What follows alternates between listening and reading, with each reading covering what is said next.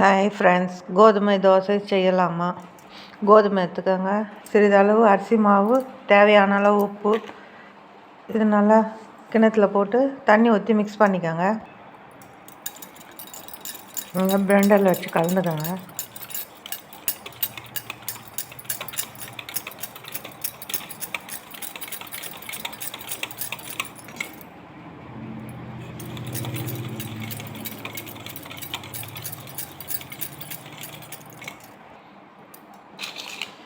இது பொடியாக அரைஞ்சி வச்சுக்கிற வெங்காயம் சேர்த்துக்கோங்க, கேரட்டு, பச்சை மிளகா, கருவேப்பிலை, கொத்தமல்லி சேர்த்து நல்லா கலந்துக்கோங்க.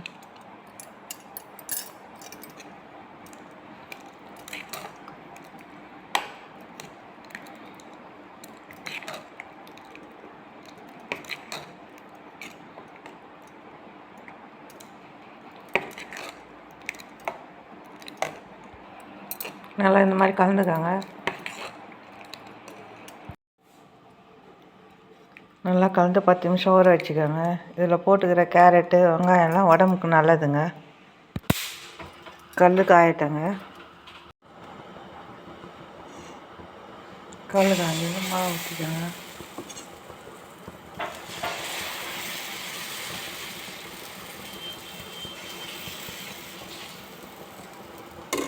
இந்த மாதிரி ஊற்றிக்கோங்க.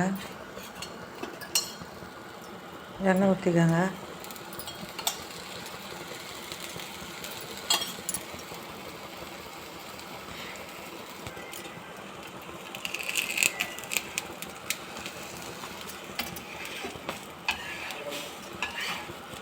திருப்பி போடுங்க.